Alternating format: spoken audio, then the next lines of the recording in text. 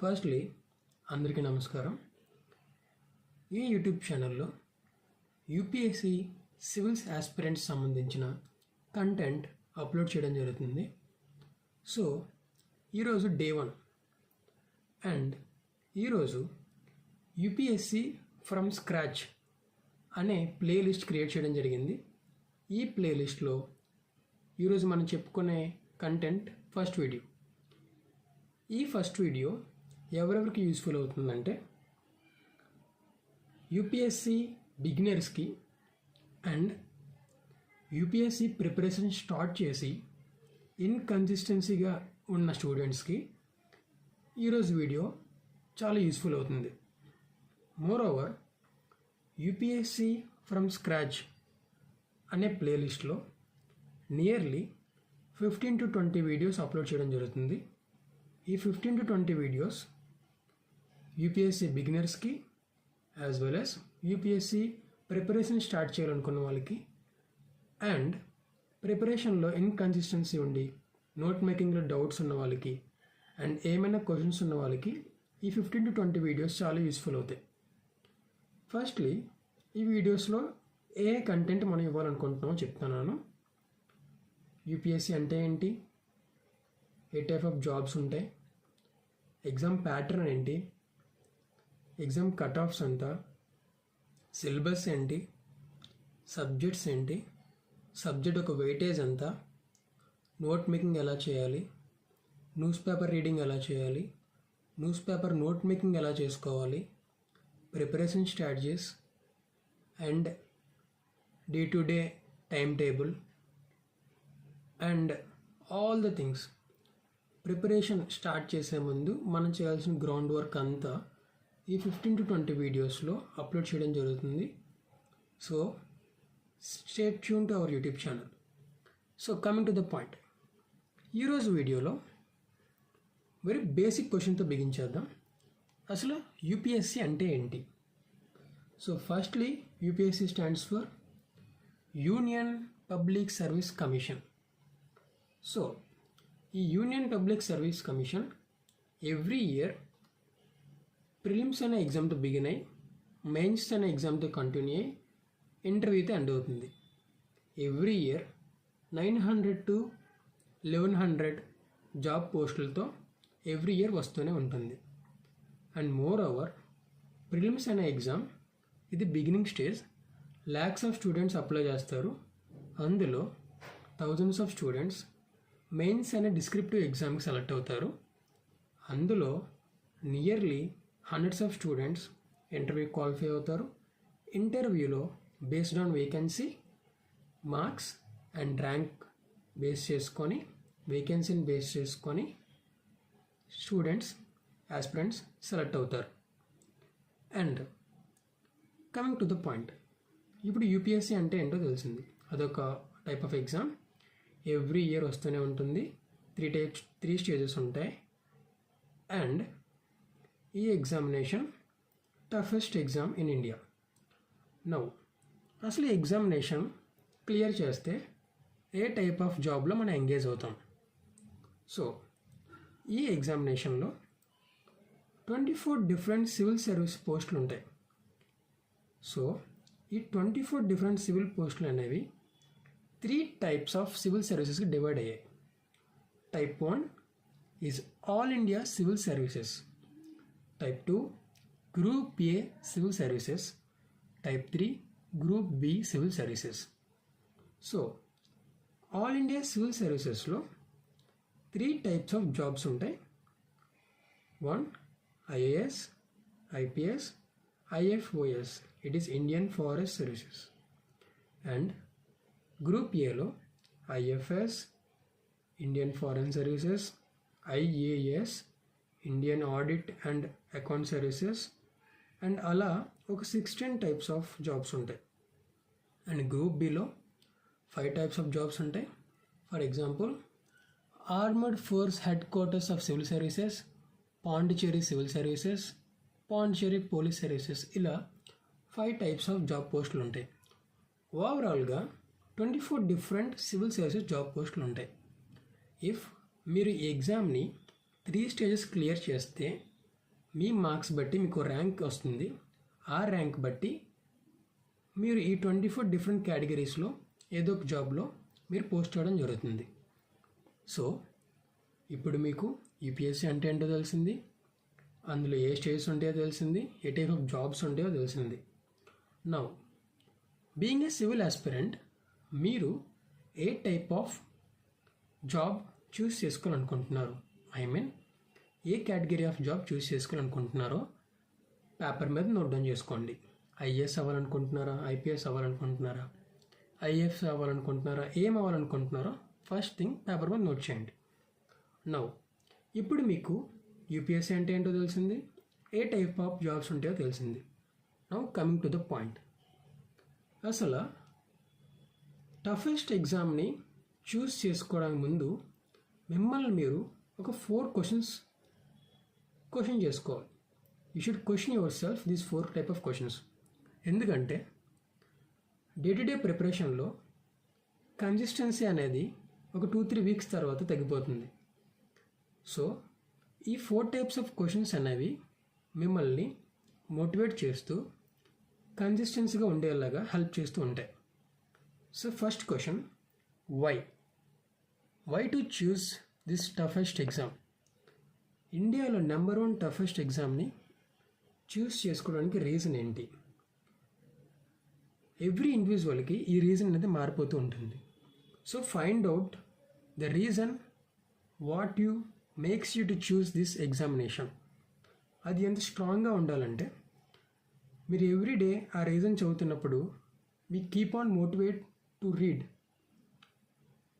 So why అనే క్వశ్చన్కి మీ ఇండివిజువల్గా మీరు అసలు ఎందుకు సివిల్ సర్వీసెస్ని చూస్ చేసుకోవాలనుకుంటున్నారు తెలుసుకొని పేపర్ మీద వై అనే క్వశ్చన్కి ఆన్సర్ రాయండి. నెక్స్ట్, హౌ, ఎలా. ఏదైనా ఒక థింగ్ అచీవ్ చేయాలంటే సడన్ ప్రాసెస్ని ఫాలో అవ్వాలి. ఈ ప్రాసెస్ అందరికీ డిఫరెంట్గానే ఉంటుంది. ఎందుకంటే అందరూ ఒకే ప్రాసెస్ ఫాలో అయితే అందరూ ఈ ఎగ్జామ్ని అచీవ్ చేయగలరు కదా. కానీ ఎందుకు చాలా కొంతమంది అచీవ్ చేయగలుగుతున్నారు? డెఫినెట్లీ వాళ్ళు something different. So try to be that different. ఈ హౌ అనే క్వశ్చన్కి 3 కేటగిరీస్ డివైడ్ చేయొచ్చు. First, blueprint in the sense మీరు ఏ type of reader find out చేయండి. ఏ టైప్ ఆఫ్ రీడర్ అంటే సెల్ఫ్ స్టడీ పర్సనా, లేదంటే కోచింగ్ తీసుకుంటేనే చదవగలరా, లేదంటే ఎవరైనా ఫ్రెండ్ ఆర్ గ్రూప్ ఆఫ్ ఫ్రెండ్స్తో కలిసి చదివితే మీకు అర్థమవుతుందా వారంగా, లేదంటే ఆన్లైన్ కోచింగ్ తీసుకుంటూ మీ రూమ్లో ఉండి చదువుకుంటే మీరు ఎక్కువగా ఎఫర్ట్స్ పెట్టగలరా? మీరు ఏ type of reader find out చేయండి. Next, discipline and consistency. ఈ 2 ఎప్పుడైతే మీరు అచీవ్ చేస్తారో డెఫినెట్లీ ఏ ఎగ్జామ్ అనే కాదు, ఏ ఎగ్జామ్ అయినా అచీవ్ చేయగలరు. ఎందుకంటే డైలీ ఒక 6 to 7 hours బుక్స్ పట్టుకొని చదవడం డెఫినెట్లీ అందరి వల్ల సాధ్యం కాదు. సో మీరు అది డైలీ అచీవ్ చేస్తే definitely you will crack this examination in your first attempt. So how అనే క్వశ్చన్కి ఫస్ట్ మీరు ఏ type of reader, I mean self study పర్సనా ఆర్ కోచింగ్ తీసుకోవాలి, లెక్చర్స్ చెప్తేనే అర్థమవుతుందా, నెక్స్ట్ గ్రూప్ స్టడీ చేస్తే అర్థమవుతుందా, లేదంటే ఆన్లైన్ కోచింగ్ తీసుకుంటే ఇంట్లో కోచింగ్ చదువుకుంటే మీరు బాగా చదువుకోగలరు. ఏ టైప్ ఆఫ్ రీడరో మిమ్మల్ని మీరు ఫైండ్ అవుట్ చేసి రాయండి. నెక్స్ట్, ఎన్ని అవర్స్ చదవగలరు, మినిమంతో స్టార్ట్ చేయండి, గ్రాడ్యువల్లీ పెంచండి. సో ఫస్ట్ మినిమం ఎన్ని అవర్స్ చదవగలరో రాసుకోండి. సో వై అనే క్వశ్చన్కి, హౌ అనే క్వశ్చన్కి ఆన్సర్స్ రాసేసిన తర్వాత నెక్స్ట్, వెన్. ఇది ది మోస్ట్ ఇంపార్టెంట్ క్వశ్చన్.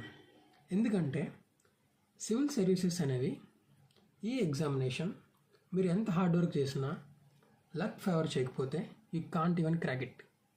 ఎందుకు అలా అంటున్నానంటే ఇఫ్ యూ సీ హిస్టరీ, ఒక ఆస్పిరెంట్ 12 అటెంప్ట్స్ ఇచ్చి 7 times మెయిన్స్ క్లియర్ చేసి ఇంటర్వ్యూ ఇచ్చిన he doesn't even crack it. But చాలామంది ఆస్పిరెంట్స్ ఫస్ట్ అటెంప్ట్లోనే క్రాక్ చేశారు. So it's based upon luck to. Hard వర్క్తో పాటు లక్ కూడా ఫేవర్ చేయాలి. సో ఈ 1 అనే క్వశ్చన్కి based on your financial conditions, family background, మీ ఆన్సర్ చేంజ్ అవుతూ ఉంటుంది.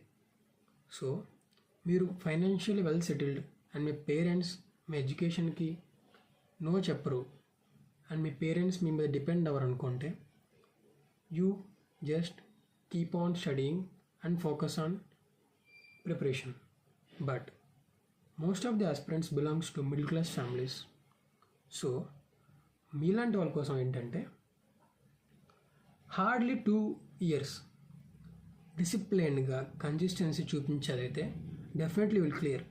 ఇఫ్ లక్ ఫేవర్ క్లియర్ చేయలేకపోయినా మీరు స్ట్రాంగ్ ఫౌండేషన్ ఆల్రెడీ బిల్డ్ చేసుకుని ఉంటారు కాబట్టి దాని తర్వాత ఫైనాన్షియల్గా మీ ఫ్యామిలీకి సపోర్ట్ చేసుకోవడానికి ఏదైనా జాబ్లో ఎంగేజ్ అయ్యి మీరు day to day news paper follow అవుతూ ఏదైనా ఇష్యూని all types of point of వ్యూలో, హిస్టరీ పాయింట్ ఆఫ్ వ్యూలో, పాలిటీ పాయింట్ ఆఫ్ వ్యూలో, జియోగ్రఫీ పాయింట్ ఆఫ్ వ్యూలో, science and technology point of వ్యూలో చూడగలిగే మైండ్ సెట్ మీకు ఎవాల్వ్ అయిన తర్వాత డెఫినెట్లీ మీరేం భయపడొద్దు, you will achieve your goal.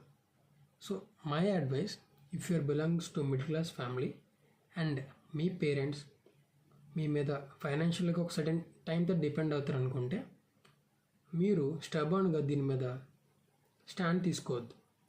1 or 2 years తర్వాత engage in any job and focus on preparation. Don't give up your goal but engage any job. ఎందుకు అంటున్నానంటే, at the end of the time family is important. So think wise and when అనే క్వశ్చన్కి if you are graduate and preparing right now, next year లేదంటే ఆ next year ఆన్సర్గా పెట్టుకోండి. Next coming to the point, motto is a strong burning desire. ఈ examination preparation start చేసిన 2-3 weeks తర్వాత definitely every one feels distractions, lot of distractions వస్తూ ఉంటాయి. And రేపు చేసుకుందాంలే, వీకెండ్లో చదువుకుందాంలే అని పోస్ట్పోన్ చేస్తూనే ఉంటారు. సో అలాంటి టైంలో ఈ మోటో అనేది మిమ్మల్ని ఎంగేజ్ చేయాలి. ఐ మీన్ మీ బ్రెయిన్లో స్ట్రైక్ అయ్యి మీ ప్రిపరేషన్ని ఇబ్బంది పడకుండా చేయాలి. I mean motto in the sense, ఏదైనా మీ ఐడియల్ చెప్పిన వర్డ్స్, లేదంటే మీ ఫాదర్ చెప్పిన వర్డ్స్, లేదంటే ఏదైనా certain situation which gives you instant motivation. So అలాంటి ఒక స్ట్రాంగ్ వర్డ్స్ ఆర్ సిచ్యువేషన్ని మీరు ఈ మోటో కింద రాసుకోవాలి. ఈ 4 questions ఆన్సర్స్ రాసుకున్న తర్వాత stick in front of your wall. లేచిన ప్రతిసారి ఫస్ట్ ఈ 4 questions ఆన్సర్స్ చదువుకోండి. దాని తర్వాత ప్రిపరేషన్ స్టార్ట్ చేయండి.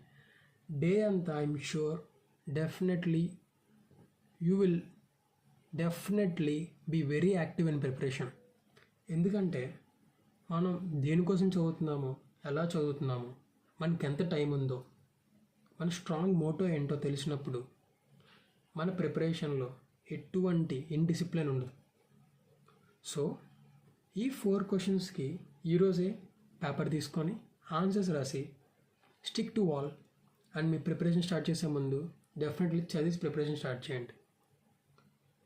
సో ఇది Day 1 వీడియో. నెక్స్ట్ రేపటి వీడియోలో అసలు ఎగ్జామ్ ప్యాటర్న్ ఏంటి, ఎగ్జామ్ ఎన్ని స్టేజెస్లో జరుగుతుంది, సో ఎగ్జామ్ ఎన్ని మార్క్స్కి వస్తుంది, ఎగ్జామ్ మార్క్స్ కట్ ఆఫ్స్ ఎంత, దాని మీద వీడియో వస్తుంది. So by the way, so as a ఆస్పిరెంట్గా వాల్యూ ఆఫ్ టైం అంటే నాకు తెలుసు. నా కంటెంట్ వల్ల మీ టైం అస్సలు వేస్ట్ అవ్వదు. అట్లీస్ట్ మీకు తెలిసిన దాంట్లో నేను చెప్పేది అయితే మీకు ఇంకా ఎక్కువ నాలెడ్జ్ అని ఇస్తుంది తప్ప మీకు ఎటువంటి టైం వేస్ట్ చేయదు. Moreover quality of video or voice కొంచెం ఇబ్బంది పెట్టి ఉంటుంది, లోగా ఉండదు. బట్ కంటెంట్ నచ్చితే మాత్రం లైక్ చేయండి, కామెంట్ చేయండి. Thank you.